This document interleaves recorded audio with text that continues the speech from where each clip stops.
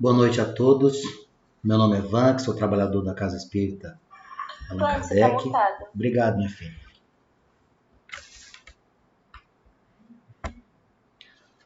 Boa noite a todos. Meu nome é Vank, sou trabalhador da Casa Espírita Allan Kardec.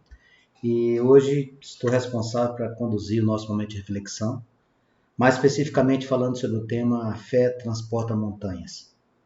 Aqueles que estão em casa sejam muito bem-vindos, acolhidos e que a espiritualidade maior possa nos orientar da melhor maneira possível para que a mensagem do Evangelho de Jesus chegue tal qual o nosso irmão nos ensinou há 2000 anos. Nós vamos dar início às nossas tarefas, às nossas atividades, fazendo a leitura de uma mensagem do Espírito Emmanuel, psicografia Francisco Cândido Xavier, cujo título é Acalma-te. Seja qual for a perturbação reinante, acalma-te e espera, fazendo o melhor que possas. Lembra-te de que o Senhor Supremo pede serenidade para exprimir-se com segurança. A terra que te sustenta o lar é uma faixa de forças tranquilas. O fruto que te nutre representa um ano inteiro de trabalho silencioso da árvore generosa. Cada dia que se levanta é o convite de Deus para lhe atendermos a obra divina em nosso próprio favor. Se te exasperas, não lhe assimilas o plano. Se te aperfeiçoas a gritaria, não lhe percebes a voz. Conserva-te, pois, confiantes, embora a preço de sacrifício. De certo, embora hoje corações envenenados que destinem irritação e desgosto, medo e fel. Ainda mesmo que te firam e apredejem, aquieta-te e abençoa-as com a tua paz. Os desesperados tornarão a harmonia, os doentes voltarão à saúde, os loucos serão curados, os ingratos despertarão. É a lei do Senhor que a luz domine a treva sem ruído e sem violência. Recorda que roda dor, como toda nuvem, forma-se a sombra e passa. Se outros gritam e oprimem, espancam e amaldiçoam, acalma-te e espera. Não ouvides a palavra do Mestre quando nos afirmou que a Deus tudo é possível e, garantindo o teu próprio descanso, refugia-te em Deus. Vamos orar? Senhor Deus, Mestre Jesus, gratos pela oportunidade de mais uma vez estarmos aqui reunidos para estudar o teu Evangelho, para ouvir as tuas palavras, Mestre querido. Pedindo aos espíritos protetores que norteiam os trabalhos da nossa casa espírita, que sejamos felizes na condição de transmitir a tua mensagem, Pai amado, tal qual o Senhor deixou para nós. Envolvidos em uma grande esfera de energia, em uma grande situação favorável à nossa reflexão, estamos aqui de braços abertos, de corações abertos, esperando que certamente esse momento de reflexão modifique alguma coisa em nossa condição de espíritos imortais. Pedimos a sua proteção, Mestre querido, a todos aqueles que estão aqui conosco, bem como aos nossos irmãos que não puderam estar presentes nesse momento de estudo e reflexão. Que o programa, que agora se estende via remota, esteja dentro dos lares e em cada lar um bom espírito esteja juntamente com todos aqueles que nos acompanham via internet. Acompanha-nos, nos oriente, nos intua e nos fortaleça a fé, que inclusive é o nosso tema de hoje. Esteja conosco, Pai amado, hoje e sempre, e que assim seja. Nosso tema de hoje se encontra no capítulo de número 19 do Evangelho, e ele fala sobre a fé transporta montanhas. Quando a gente estuda o Evangelho, quando a gente busca as passagens onde a presença de Jesus era uma marca forte demais dentro daquilo que se apregoa como mensagem de amorosidade, nós vamos encontrar inúmeras situações que foram vivenciadas por Jesus no intuito de nos mostrar o quanto tem força a nossa fé. O Evangelho de Mateus, no seu capítulo 17, por exemplo, narra a história de um pai em desespero que tinha uma criança atormentada com problemas psíquicos. Este pai, conhecendo o que Jesus fazia naquela época, acolhendo todos os sofredores, os enfermos, os lazarentos, acolhendo aqueles que eram desprivilegiados financeiramente, fazendo tudo o que podia para dar a eles o consolo, este pai atormentado por uma criança com problemas psíquicos procura a ajuda dos apóstolos de Jesus. E os apóstolos não conseguiram fazer aquilo que supostamente o pai esperava que fizesse. Este, preocupado demais com a condição de sua criança, chega até Jesus. E Jesus, com a sua capacidade inimaginável de magnetismo, consegue libertar essa criança. Depois que ele consegue causar um alívio para aquela família, especificamente para aquela criança, os apóstolos se aproximam de Jesus e falam assim: Mestre, por que a gente não consegue expulsar esses demônios que muitas vezes se apoderam dos nossos irmãos? E Jesus foi muito claro na sua resposta quando ele disse: é por causa da sua incredulidade.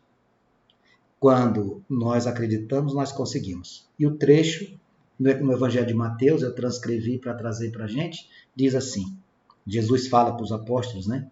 Porque eu vos digo em verdade, se tivesseis fé como um grão de mostarda, direi a essa montanha, transporte daqui para ali, e ela se transportaria, e nada vos seria impossível.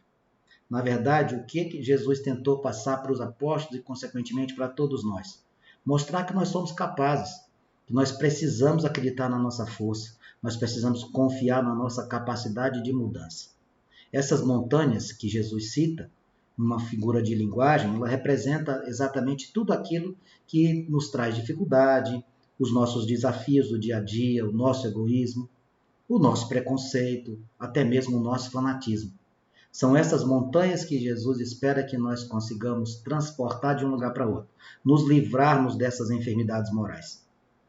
Os que visam o progresso da humanidade certamente vão entender isso, e quando eles colocam em prática esta fé, eles sempre irão se deparar com barreiras, não tenho a menor dúvida disso. Porém, essas barreiras, esses obstáculos, eles serão certamente resolvidos, porque quando a gente tem uma fé fortalecida, a gente consegue fazer isso. Se a nossa fé é fortalecida, nós vamos ter condições, portanto, de vencer os obstáculos, de superar todas as provas, afinal de contas, nós vivemos num mundo de provas e expiações. Agora, se a nossa fé for vacilante, nós vamos ser presas muito fáceis de quê? De desespero, de pessimismo. Nós vamos ficar derrotados, como diria um amigo meu, na véspera do jogo, né? Então nós vamos ser derrotados de véspera. Por quê? Porque nós já partimos da premissa que nós não conseguiremos. E no momento que essa nossa fé ela apresenta essas características de vacilante, nós vamos sofrer. Para que a gente possa ter na nossa condição de espíritos imortais um grande aliado, que é a fé, essa fé ela deve traduzir nas nossas ações confiança em atingir os nossos objetivos. E os nossos objetivos são diversos, né?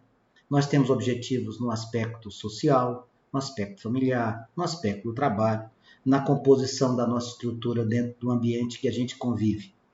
Agora, quando a gente não tem essa condição de fé, que ela não é uma fé fortalecida, as luzes se apagam, as trevas tomam de conta. Então a gente precisa, nesses momentos, principalmente nos momentos de dificuldade, ter a lucidez necessária. Porque quando a gente consegue, através de uma fé sincera, agir ou deixar de agir, ela vai nos acalmar. Essa fé sincera vai nos trazer a capacidade de saber esperar a hora certa, vai nos dar a capacidade de desenvolver a paciência que muitas vezes nós não temos, ela vai nos apaziguar. Então, essa fé sincera que a gente busca não tem fórmula pronta, não tem receita de bolo, não existe nenhuma estrutura que seja diferente, a não ser que ela vem de foro íntimo. Essa fé verdadeira, muitas vezes, ela pode ser até, inclusive, questionada ou confundida com presunção. Porque muitas vezes, na condição de fortalecida que ela está, algumas pessoas se sentem tão seguras que a presunção pode até passar perto dessa condição. Então a gente precisa sempre agir dentro da humildade, sempre com confiança em Deus, porque certamente a gente vai conseguir atingir os nossos objetivos.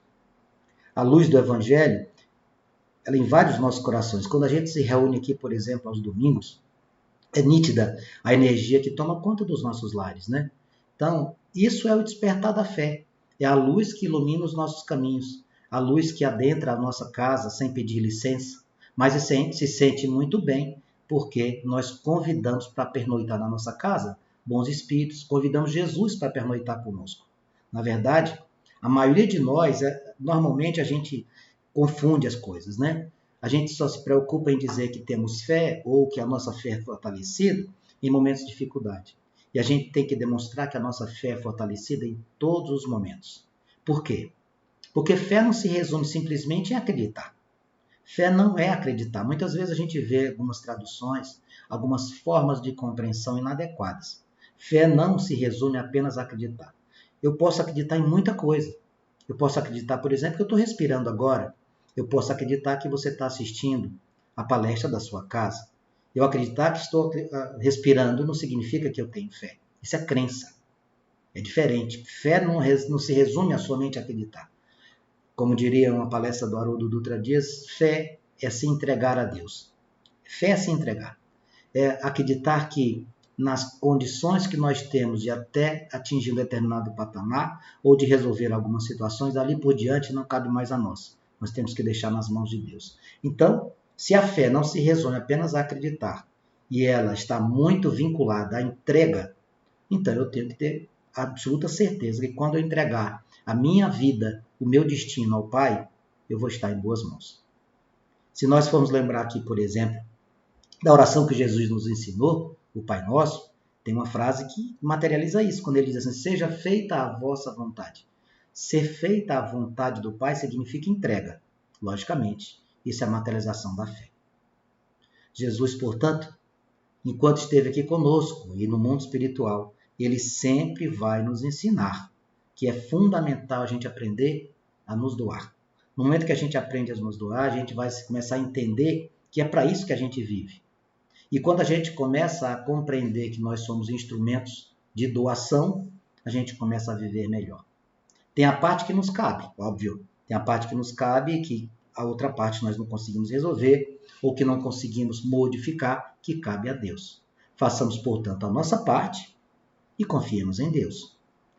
Infelizmente, muitas vezes a gente erra porque a gente quer ter controle de algumas atribuições que não são nossas.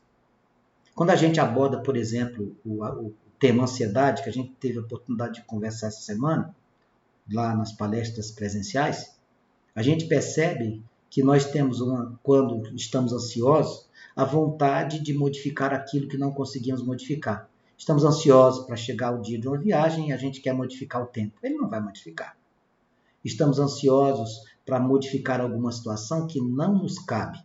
Então, esta necessidade de controlar o que não nos cabe é uma fonte inesgotável de problemas. Então, o que é que a gente tem que fazer? Vamos tentar fazer aquilo que nos cabe. Aquilo que nós não temos controle, que é a atribuição do Pai, a gente deve aguardar e deve entender que tudo que for necessário para acontecer, vai acontecer. Muitas vezes, a gente esquece de fazer isso.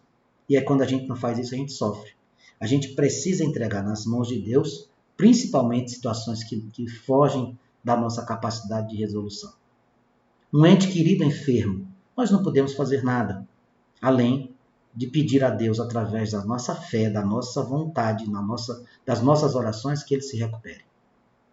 Quando isso acontece, a gente reconhece verdadeiramente a capacidade da fé, da oração, da prece. Então, aqueles portadores da fé fortalecida, eles serão espíritos certamente mais serenos, mais calmos, mais apaziguados. Esses espíritos, eles nos iluminam. Existem muitas pessoas que, quando se aproximam de nós, nos dão essa condição de porto seguro, né? Esses espíritos que possuem uma fé fortalecida, eles conseguem nos iluminar, eles conseguem nos libertar de algumas mazelas morais, que nós somos escravos, que nós somos muito apegados ainda. Eles são verdadeiros bálsamos para nós. Felizes aqueles que possuem alguns irmãos nesse mundo material, e quando eu falo irmão, é o irmão da família oriunda de Deus, que consiga nos dar esta condição. A doutrina espírita, como a revelação, a terceira revelação, como a boa nova, ela nos convida a esta reflexão. Ela nos traz a possibilidade de entendimento. No Evangelho tem uma frase que diz assim, ó, caminhe com a consciência de seus passos naquilo que lhe compete. Assuma as rédeas de seu destino e saiba entregar a Deus aquilo que lhe diz respeito. Então, é interessante a gente observar essa frase, porque nesse nosso planeta de provas e expiações, muitos irmãos ainda estão optando por outros projetos, que não são projetos de fortalecimento espiritual, de fortalecimento da fé. Muitos irmãos estão no planeta Terra, um planeta de provas e expiações, buscando um projeto de felicidade muito frágil. Porque normalmente esses projetos de felicidades estão atrelados as conquistas materiais. E as conquistas materiais, a felicidade obtida em função delas, tem um prazo de validade muito curto. E esses espíritos encarnados, que eles ficam escolhendo como prioridade apenas o conforto material, deixando de lado o espiritual, mostram certamente grandes paixões eternas que vão deixá-lo vinculado aqui o tempo inteiro.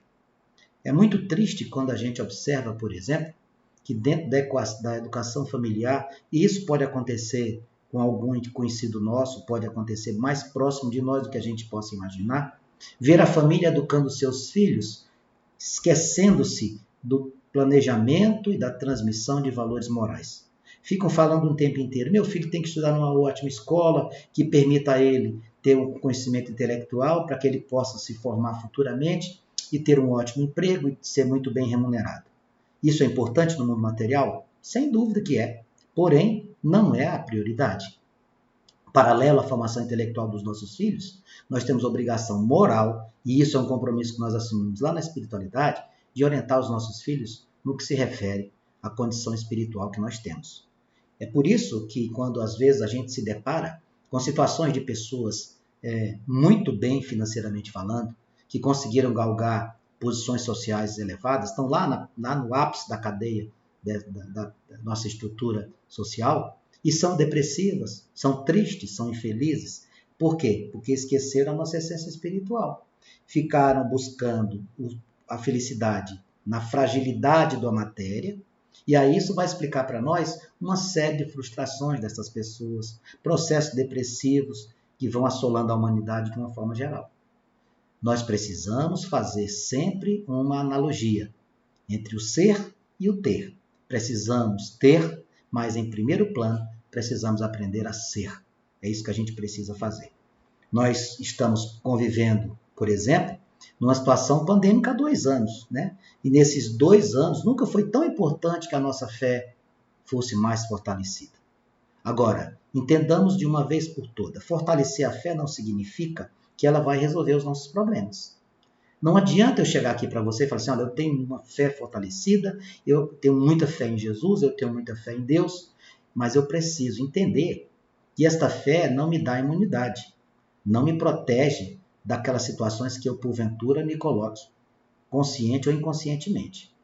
Tem uma passagem do Chico Xavier, certa vez, ele comentou a respeito de fé e como perguntavam para ele disse assim, olha, não adianta eu dizer que tenho muita fé e pedir para abrir a jaula de um leão faminto e, em nome da minha fé, eu ser protegido das garras desse leão. Não serei.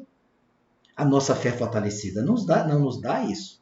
Ah, eu tenho fé fortalecida, eu vou pegar um veículo, vou andar em alta velocidade na contramão. A fé não vai te proteger. Ah, em nome da minha fé, eu não vou me vacinar contra o Covid-19, porque eu tenho fé que eu não vou ser vítima desse vírus que já matou mais de 600 mil brasileiros. Você não pode agir assim. A gente não pode, nós como espíritos que acreditamos na filosofia, na religião, na ciência, abrir mão de uma situação tão básica. A necessidade de imunização. Não é a fé que vai nos proteger contra o Covid-19, é a vacina. Então, quem hoje contraria a ciência, por exemplo, luta contra a vacinação, faz campanhas, imposta e tudo, esse certamente está muito mal acompanhado. Porque quem traz esse tipo de situação é o mundo espiritual. Porque quando eu tenho uma fé fortalecida, próximo a mim estão bons espíritos. As companhias que eu tenho do mundo espiritual certamente são bem melhores.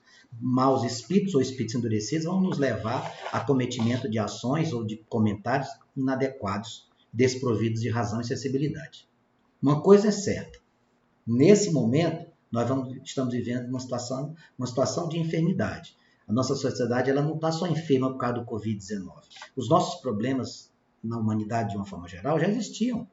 Antes do Covid-19 no planeta Terra, nós já tínhamos a preocupação gigantesca com o processo de depressão, com as tristezas, com as melancolias, com os vazios existenciais que muitas vezes a gente não sabe nem de onde vem. Uma coisa é certa, nesse momento que muitas pessoas se entregam ao pessimismo e ao desespero, a fé fortalecida, ela vai ser um grande instrumento de recuperação. Não vamos ser hipócritas. Não é a pandemia que assolou o planeta Terra que causou desajustes. Lógico que causou, mas eles já existiam. O Covid ele serviu muito para desnudar uma sociedade hipócrita, de muitas máscaras, né? Agora a gente conhece as pessoas como elas realmente são. Então, se a gente já vivia, se a gente viveu nesse período de Covid-19 com índice de alarmante depressão, de angústias, de tentativa de suicídio, infelizmente, isso já existia antes desse momento. Então, a gente precisa trazer todas as nossas energias para esse cuidado e para esse zelo. A gente precisa cuidar primeiro do nosso interior, para que a gente possa ajudar os outros. Se você for buscar estatisticamente, nunca no planeta Terra se consumiu tanto antidepressivo, né? Essa tristeza que assola a humanidade, ela vem de onde? Muitas vezes, de um vazio existencial, porque não existe um fortalecimento espiritual. Então, quando a gente está nessa condição, ficam aflorados uma montoeira de mazelas morais, sabia? Muita gente que não falava, mas que agora se demonstra preconceituoso, homofóbico, racista, misógino, intolerante, violento. Tudo isso é em função de quê? De um despreparo, de um afastamento do Evangelho de Jesus, de um fortalecimento da sua fé. Então, as circunstâncias que são favoráveis para esse tipo de manifestação, elas afloraram em muitos espíritos endurecidos que já tinham essas condições. Não é que mudou de 2 anos para cá. Ninguém muda a essência em 2 anos, tá, meus irmãos? Já existia isso. Então, nossa, como mudou? Não, ele não mudou. Essa pessoa não mudou, ela já era assim.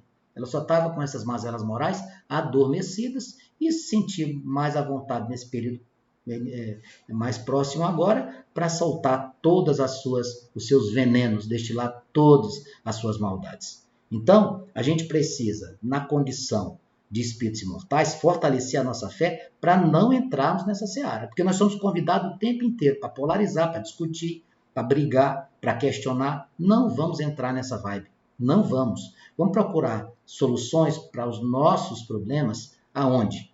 No fortalecimento espiritual. Para aqueles mais endurecidos, que se contentam em brigar, que fomentam o ódio, o antídoto não é violência, porque violência não se combate com violência. Jesus nos ensinou. O antídoto contra o ódio e a violência é o amor. E para combater esse sofrimento interior que a gente está falando que existe hoje, esse vazio existencial, a gente precisa da fé, da entrega, entregar a Deus, né? A fé fortalecida, certamente, ela está sendo mais importante do que nunca. Em palestras anteriores, eu citei uma vez aqui uma passagem que envolve um poderoso senador, né, romano, o nome dele, Publio Lentulus. A situação que a gente comentou em outras oportunidades, e é muito interessante a gente citar novamente, esse senador ele acompanhava os movimentos de Jesus. Ele sabia que Jesus gostava de acompanhar os sofredores, de cuidar dos lazarentos, de ouvir os famintos, mas ele sabia também que os seus efeitos, mesmo não tendo condição financeira nenhuma, Jesus não tinha essa condição, eram condições materiais que não possuía, mas tinha uma condição espiritual elevadíssima. Então, Jesus, com seu magnetismo, com seu amor, com sua infinita bondade, ele conseguia acalmar, ele curava, ele refazia, ele orientava, ele era um grande doutor das almas, né? E aí, através desse magnetismo divino, o senador Publio Lentulus ficou encantado, apesar de sabermos que ele era um senador muito poderoso, que ele tinha nas suas mãos a aplicação das leis, ele era um sujeito muito rico, ele era muito arrogante, só que ele não tinha amorosidade ao próximo. Porque muitas vezes, quando você está nesse patamar de poder, você esquece que todos somos irmãos. E aí, como ele era uma pessoa muito poderosa, o poder muitas vezes é premiado, aspas, com a solidão. Então, ele sofria de solidão. Por quê? Porque ele não era amado pelas pessoas, né? É muito ruim você não ser amado. Então, o seu maior prazer, olha só, naquela época, o maior prazer do senador Publio Lentulus era a discórdia, era conflito, era confusão, questionamento. Ele amava ser respeitado, ao mesmo tempo que ele amava ser odiado. Olha que absurdo. Então, o que é que aconteceu? Ao longo da sua vida, que ele resolvia tudo a ferro e fogo, ele não tinha compaixão, ele não tinha empatia com ninguém. A espiritualidade lhe dá uma lição. Ele, em determinada oportunidade, em uma de suas decisões, ele escravizou um jovem e a família, revoltada com a decisão que ele tinha tomado, se vingou e causou a ele cegueira. E o senador Públio Lentulus, continuou a ouvir as passagens de Jesus, tudo que contavam para ele a respeito do nosso mestre querido. E aí culminou, além da sua cegueira, a sua filha pegou lepra. Então ele ficou desesperado, ele não sabia mais o que fazer. Aí o que é que passou na sua mente? Só tem um caminho para mim, eu vou procurar Jesus. E fez isso que ele fez. Ele foi atrás de Jesus, e lá no rio Tiberíades, lá nas margens do Tiberíades, ele encontrou Jesus. E começou a conversar com ele. Se apequenou diante de Jesus. Reconheceu a sua pequenez. E quando ele olhou para Jesus, Jesus já sabia de tudo, como Jesus sabia mesmo, né? E Jesus perguntou para ele assim, por que você está me procurando? E ele disse assim, olha, eu estou com um problema seríssimo, minha filha está com lepra. E aí Jesus fala para ele, você deveria ter feito isso em público, você teria que ter manifestado essa sua condição, essa sua humildade diante de todos. E falou o seguinte para o senador, eu transcrevi aqui num texto, para eu poder ler, para você ouvir o que é que Jesus falou para ele. Não vim ao mundo para derrogar as leis da natureza, apenas venho ao encontro de seu coração desfalecido. Não venho mudar o homem de estado superficial e orgulhoso que só séculos de sofrimento podem encaminhar o regaço do meu Pai. Venho atender às súplicas de um coração desditoso e oprimido. Não é o teu sentimento que irá salvar sua filhinha leprosa e desvalida pelos médicos e pela ciência, porque tens ainda a razão egoísta e humana. Quem salvou sua filha foi a fé e o amor de sua esposa, Lívia.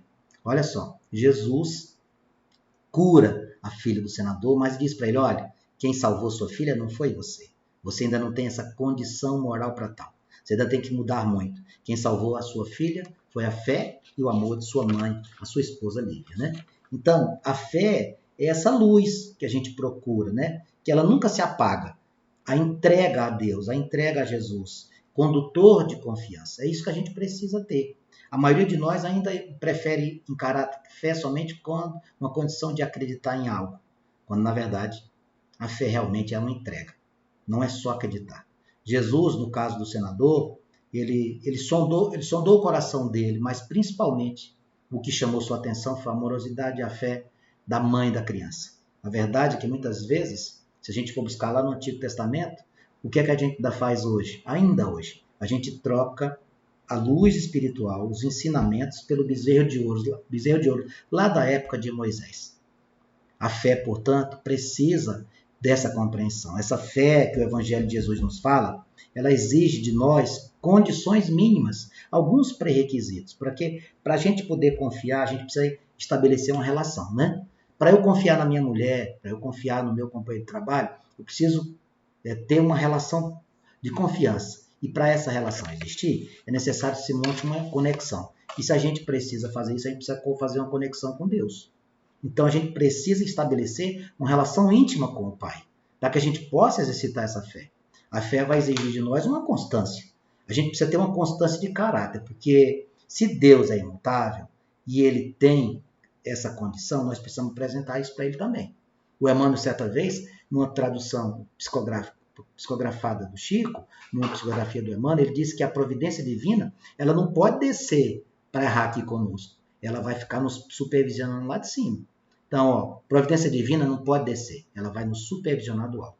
Então, Deus exige de nós que a gente tenha uma inalterabilidade de caráter.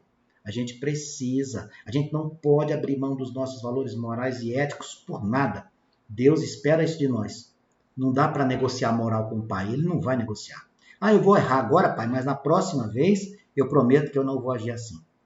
Às vezes, aonde a gente está, na nossa família, no nosso trabalho, nós somos o único que Deus está esperando e que pode contar. Pode ter certeza disso. Em muitos grupos sociais que cada um de vocês frequenta ou participa, muitas vezes é em você que Deus confia, em você que Deus vai ter, vamos dizer assim, um instrumento de participação direta.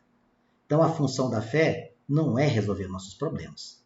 A função da fé é nos inspirar a resolver os nossos problemas. Ela não vai resolver. Lembra da história da vacina, lembra da história do leão faminto. Ela não vai resolver. A função da fé não é retirar o fardo dos nossos ombros, não é isso. É nos dar condições de conduzi-los, nos dar resistência de conduzi-los. É isso que a fé vai nos fazer. ela vai nos alegrar, tá? No momento das dificuldades, das percas. Como assim se alegrar no momento da dificuldade das percas? Entender que nada é por acaso. A fé fortalecida, essa fé que Jesus fala, que remove montanhas, ela nos dá resignação, nos dá capacidade de compreensão. Ela sabe que em determinados momentos, por mais adversa que seja a vida que a gente esteja levando, tudo vai passar. A função da fé, portanto, é libertadora. É uma função ética, é uma função que nos dá a condição de multiplicadores. Olha que maravilha. Se a fé é uma lanterna que fica mostrando esse caminho para nós, é necessário que a gente entenda que sem ela é como se nós fôssemos um barco sem bússola, um avião sem GPS, um navio sem radar. A gente precisa dela. A gente precisa exercer verdadeiramente esta fé que a gente fala em alto e bom som, que é fortalecida. Se a gente não confiar em Deus, se a gente não se entregar a Ele, o nosso discurso é vazio. Joana de Ângeles, numa psicografia do Divaldo, diz que a coragem é a consequência natural e legítima da fé. E nós temos muitas passagens no Evangelho que nos mostram isso. Eu trouxe duas aqui, uma do Evangelho de Mateus e outra do Evangelho de Lucas, que diz exatamente sobre isso. Olha, lá no Evangelho de Mateus diz assim, ó, todo aquele, pois, que me confessar diante dos homens, também eu o confessarei diante de meu Pai, que está nos céus. E o que me negar diante dos homens, também eu negarei diante de meu Pai, que está nos céus. A gente tem que reconhecer. Nós precisamos, literalmente, reconhecer a nossa condição de acreditar, de crer, de nos entregar. No Evangelho de Lucas, nós temos assim, porque se alguém se envergonhar de mim e das minhas palavras, também o Filho do Homem se envergonhará dele, quando vier na sua majestade, na de seu Pai e dos santos anjos. Então, essas frases, elas resumem para nós o amor incondicional que a gente tem que ter para com o Pai. E só vai viver no reino de Deus, sem dúvida, aqueles que respeitarem as suas leis. Vanks, se eu não fizer isso, você vai ter que repetir essa lição. Longe da fé, a gente se aproxima da condição de animalidade. Próximos da fé, nós entramos na trilha da angelitude. Obviamente, o que a gente precisa fazer é conclamar até onde pudermos, para que os bons espíritos estejam conosco nessa hora. Jesus, ele não conclamou a todos os espíritos que fossem autênticos, aos seus apóstolos, né? Então, se ele fez isso, a gente também pode fazer. Defender aquilo que acreditamos. Colocar em prática aquilo que sabemos que é o correto. Existe, portanto, a coragem da fé. Essa coragem que é admitida por quem a professa, no momento que você fala que a sua fé é fortalecida. Ela não vai se importar se alguém ficar fazendo sarcasmo do que você fala, se alguém ficar criticando o que você fala, se alguém ficar comentando a tua crença. Não se importe com isso. São coadjuvantes. O ator principal da nossa vida somos nós mesmos. A gente precisa, portanto, estar sempre trilhando os princípios da moralidade, mesmo que os meios que a gente se encontre sejam desfavoráveis. Então, quando eu mostro isso, verdadeiramente eu estou colocando na prática a minha fé fortalecida. As minhas ações são a escrita, a minha assinatura no que se refere à minha fé. O nosso esforço de melhorarmos a cada dia certamente vai nos trazer paz, nos trazer serenidade, vai fazer com que a gente possa irradiar a luz. Agora, sem equilíbrio, sem serenidade, a gente não consegue fazer isso. A humanidade certamente vive por um momento de crise, uma crise moral muito grande. Porém, a gente não pode achar que é o fim. Muito pelo contrário. Todos nós temos capacidade de mudança. Sejamos a mudança que desejamos para o mundo, parafraseando aqui o Gandhi, né? Então surge essa necessidade de a gente ser corajoso. Uma vida que a gente recebe nessa condição de espíritos imortais, precisamos, portanto, ter o discernimento de saber o que é certo e errado. Uma vida honrada, ela vai passar por um caminho de coragem, de entrega, de testemunhos. É isso que a gente precisa fazer. Dar essa condição de entendimento e de crença. Há nos evangelhos muitas demonstrações, como eu acabei de citar para vocês. Existem muitas demonstrações de fé, e dentre elas a gente destacou já a passagem do pai que estava com o filho agonizando, e a gente também tem outras situações e outros textos. Eu trouxe aqui uma pinçada do texto que diz assim, Jesus fala, Senhor, que falavam com Jesus, né? Senhor, não sou digno que entres na minha casa, mas apenas manda com a palavra e o meu rapaz será curado. E eis que uma mulher que durante 12 anos vinha padecendo de uma hemorragia veio por trás dele e lhe tocou na orla da veste, porque dizia consigo mesma: se eu apenas lhe tocar a veste, ficarei curada. E Jesus, voltando-se e vendo, disse: tem bom ânimo, filha, a tua fé te salvou. E desde aquele instante a mulher voltou ao sã. Vendo-lhes a fé, Jesus disse ao paralítico: filho, os teus pecados estão perdoados. São várias situações onde a fé fortalecida, ela teve a capacidade de cura. Então, no passado, onde os cristãos eram presos, eram crucificados, lançados aos leões, eram colocados como espetáculos na hora da morte, a fé e o fortalecimento desta precisavam estar presentes para poder aguentar tanta dor, tanta dor. Emmanuel tem uma passagem de um livro seu que diz assim: a vida de um homem é a sua própria confissão pública. A conduta de cada crente é a sua verdadeira profissão de fé. Então, Emmanuel explica para nós que a gente precisa entender que é indispensável a gente não se envergonhar com os aprendizados que vieram de Jesus. Então, perante as situações que muitas vezes aparentemente não têm significado algum, ou elas não são expressivas como a gente gostaria que fosse, aí é essa hora que nós mostramos que cremos em Deus, que acreditamos na amorosidade de Jesus. Porque o exemplo de amor que Jesus nos deu, ele é sublime. E não adianta essa falsa demonstração, porque Jesus sabe o que nós pensamos, sabe o que nós sentimos. Nós não iremos conseguir enganar o nosso mestre querido. Então, a coragem da fé, ela vai ser difícil? Claro que vai, mas ela exige de nós que seja iniciada. A gente precisa ser humilde a ponto de renunciar a uma série de situações. Precisamos ser tolerantes, precisamos ser dedicados, precisamos aprender a nos doar. Então, quando a gente aprende a se dedicar ao próximo, certamente esta condição se torna mais fácil.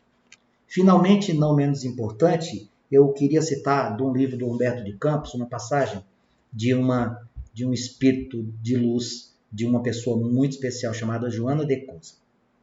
A história da Joana de Cusa no livro do Humberto de Campos ela é muito interessante e a gente tem um tempinho aqui para contar, e eu queria contar essa história. Eu já tive a oportunidade de ver a Joyce contando essa história, eu achei ela maravilhosa. Joana de Cusa era uma mulher muito rica, né? Ela morava em Cafarnaum, ela tinha um nível social elevadíssimo, ela era esposa de um grande senhor da época, e o marido dela era funcionário do Herodes, então ela vivia o ápice do que podia o mundo material oferecer. Porém, ela ouviu Jesus, e quando ela ouviu Jesus pela primeira vez, ela continuou para sempre. Ela largou tudo que estava fazendo, se vestia como uma mendiga e ia atrás de Jesus para ouvir as suas pregações. Ela não queria chamar atenção, porque ela continuava ainda muito apegada à condição social que ela vivia, mas ela perseguia literalmente Jesus para ouvir o que ele tinha a fazer. Ela procurava beber a água viva que ainda está na fonte, né? Ela queria ouvir Jesus, ela sabia que dentro do seu coração ainda tinha muitas amarguras, muitas mazelas, e que Jesus era capaz de ajudá-la, tá? Então, a Joana possuía essa verdadeira fé. Ela se amargurava muito na época, porque o marido dela, o funcionário de Herodes, ele não tinha essa visão, ele não se expunha a essa condição. Mas Joana tentava o tempo inteiro que ele acreditasse no que acontecia naquela época, acompanhasse os ensinamentos de Jesus. Um dia, ela reclamando junto a Jesus, Jesus falou para ela assim: não, minha filha, se acalme, não é assim. O nosso Pai sabe que existe uma fé para todas as relações de amorosidade. Então, você faça isso. Todos os templos da terra são de pedra, mas aqueles que estão dentro dos nossos corações, dentro de nós podemos criar um templo de fé, que é vivo dentro do coração de cada um. E Jesus mostrou isso para Joana.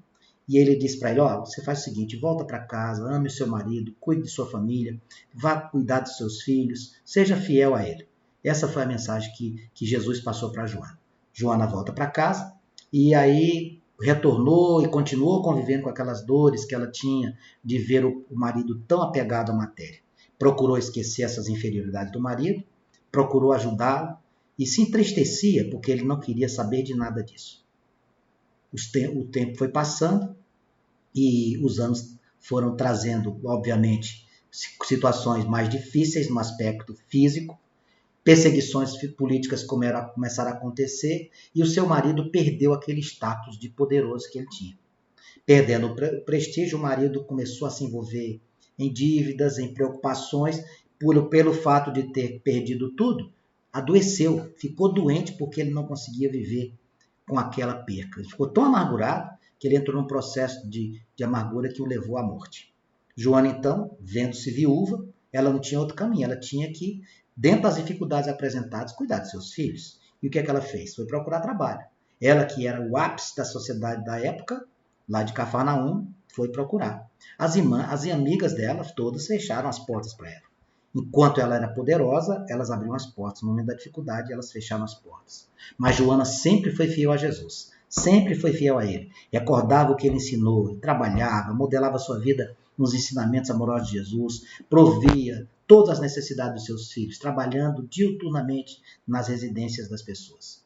Isso aconteceu entre o ano 54 e 68, depois de Cristo, né? E nessa época, Nero desencadeou grandes perseguições aos cristãos. Dentre essas perseguições, Joana certamente foi uma das vítimas, né? Joana foi levada com um de seus filhos, amarrada a um tronco, e lá começou a apanhar. E esse tronco estava coberto com material inflamável, coberto de alcatrão, prestes a serem queimados. E a condição para não serem queimados era negassem a amorosidade de Jesus, negassem que eram seguidores de Jesus. E o filho da Joana clama para ela: mãe, vamos abjurar, abjura Jesus e a gente vai se livrar. Você não viu que a gente já perdeu essa guerra? Não adianta, mãe, abjura, eu sou teu filho, eu quero continuar vivo. E ela olha para o filho, ele chorando, e ela também, e ela diz assim: olha, essas cenas que eu estou vendo agora já passaram a minha juventude, eu já passei os meus primeiros anos de casamento sofrendo, eu achava que era feliz e não era. As alegrias que eu tive na minha vida, a maternidade, as lutas, a viuvez como ápice do meu isolamento social, tudo isso foram necessidades que eu precisava passar. Ela falando isso para o filho, prestes a ser queimada, e ela diz assim: eu lembro de Maria, mãe de Jesus, que ficara assistindo o seu filho na cruz, crucificado e vendo o seu suplício, e ela ficou o tempo inteiro junto a ele. O mestre trouxe para nós uma lição de amor, e eu não vou abrir mão dela. Nem que me queime, eu não vou abrir mão dela. E ela olha para o filho e diz assim: meu filho, se cale, seja fiel a Deus. As labaredas que lambem o corpo e ela abafa no peito, serão reprimidas, nós não teremos sequer gemidos. Então o povo ficava gritando, querendo ver aqueles cristãos serem incendiados, serem queimados vivos, e a Joana conversando com seu filho. Um soldado chegou perto de Joana, os outros todos desesperados chorando, e Joana, com um sorriso no rosto, ele pergunta: e aí, o teu Cristo, aquele que tu defende, não vai te ajudar? O que ele está fazendo nessa hora? E ela diz assim: ele me ajuda a morrer, e ele também me ajuda a te amar. E sentindo uma mão suave no seu rosto, Joana se vira e ouve uma voz: Joana, tenha bom ânimo, eu estou aqui. Era Jesus. Então esse era o nosso tema de reflexão de hoje. Eu vou convidar vocês a fazermos a nossa oração final e pedir que encarecidamente a gente pense nesse aspecto. A fé não é crença, a fé é entrega. Vamos orar? Senhor Deus, Mestre Jesus, nesse momento de reflexão, onde buscamos no Teu Evangelho muitas passagens onde o Senhor nos ensinou esse aspecto da amorosidade, dessa entrega, do fortalecimento da fé. O texto de Humberto de Campos, falando de Joana de Cusa, que mesmo no momento de maior dificuldade, prestes a ser queimada viva, olha para o lado, contempla a amorosidade de Jesus. Não nega Jesus.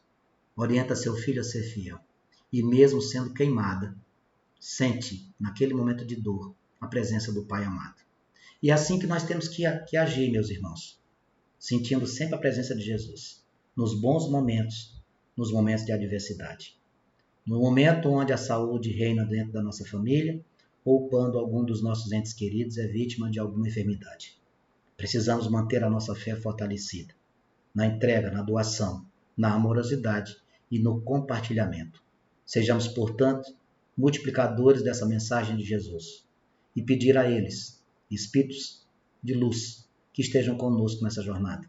Somos sabedores que somos falíveis, que ainda iremos errar, mas certamente, no momento que a gente coloca dentro das nossas orações, pedidos para que nós sejamos orientados e intuídos, não estaremos sozinhos. Muito obrigado, Pai amado. Esteja conosco hoje e sempre, e que assim seja.